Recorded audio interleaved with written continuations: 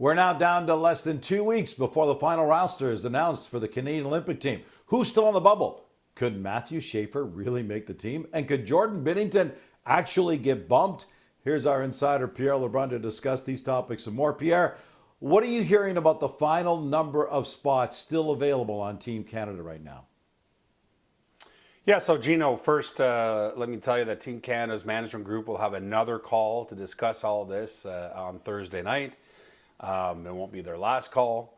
The deadline, of course, December 31st, when they'll announce their roster. My understanding is that they're down to about 5 roster decisions, 2 up front, 2 on D, and 1 in goal, where they're down to 4 goalies. So let's start up front, this is where there's a potential for the most movement from the Four Nations roster. And remember, Gino, we've talked about this a lot. The Four Nations roster matters a lot to Team Canada as far as guys needing to lose their job, to guys pushing. But the 4 forwards, I'm told, that have absolutely, been identified as the guy that have pushed hardest to make the Olympic team are Macklin Celebrini, Tom Wilson, Bo Horvat, and Nick Suzuki. I think Celebrini and Wilson are on. I think then it's a question for Team Canada to decide, can they take both Horvat and Suzuki, or one or the other? And I think one of the reasons why these things are still uncertain is that there are other debates. For example, if you are taking Tom Wilson, and I think they are, can you have Tom Wilson, Sam Bennett, and Brad Marchand all on the Olympic team?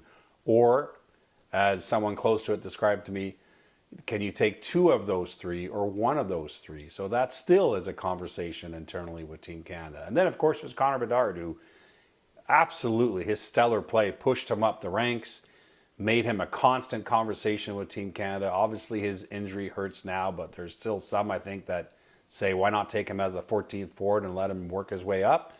But I think at this point, it's more realistic that he's probably just on the outside looking in. And keep in mind, Gino, at all 3 positions, there's going to be a group of reserve players in case of injury that may get the call, just like Marty St. Louis did in 2014 when Steven Stamkos got hurt.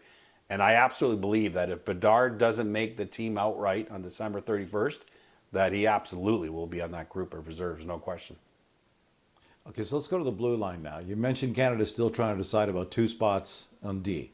Matthew Schaefer's only 18. He could actually still be playing at the World Junior this Christmas if the Islanders let him go, but they're obviously not going to do that. But could he really actually make this Olympic team as a kid? He could.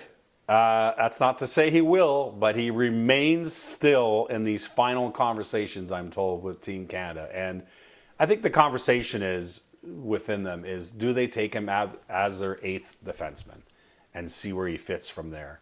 He's just been so good, and they keep waiting for him to hit a wall as an 18-year-old, and he hasn't hit that wall. One name that's been written off by many is Evan Bouchard, by the way, Gino, and I'm told his name now is resurfaced in these conversations at the 11th hour because he's been a lot better over the final month. So I think it's between Schaefer and Bouchard probably for that 8th spot. Having said that, someone else close to the situation told me on this day, it's also not out of the question they just bring back all 8 defensemen they had at Four Nations. That is one of the debates they're having.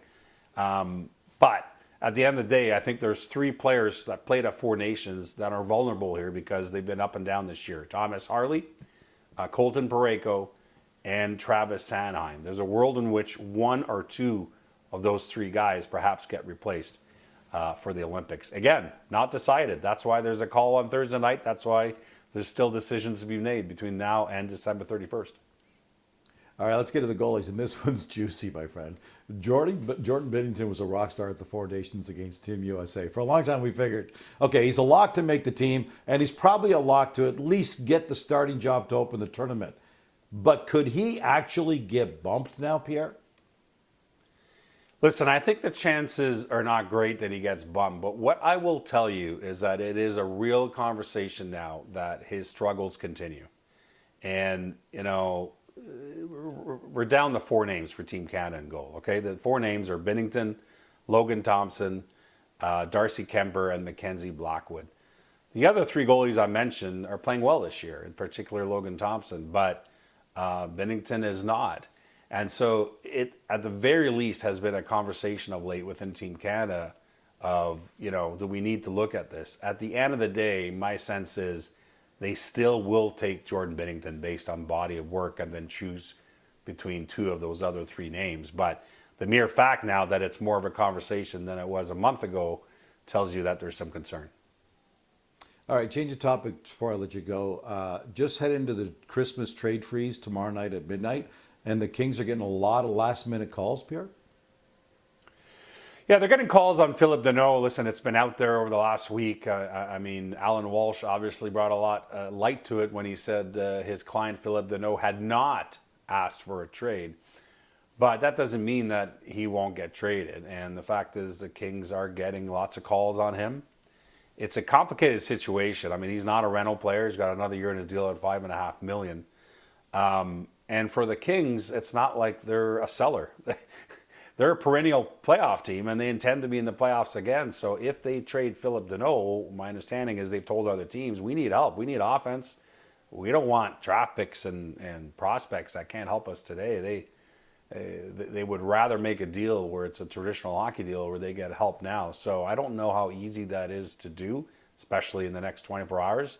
It might be something that needs to play out here between now and March 6th, but they're getting calls on him. Among the teams that have called, Montreal, New Jersey, Utah, long list of teams. I mean, all the teams that you can think of that need help at center have obviously checked in with LA because it's so rare for centers to be available. He has 0 goals on the season. His role's been reduced, but centers just don't get dealt. So that's why there's still lots of attention on him.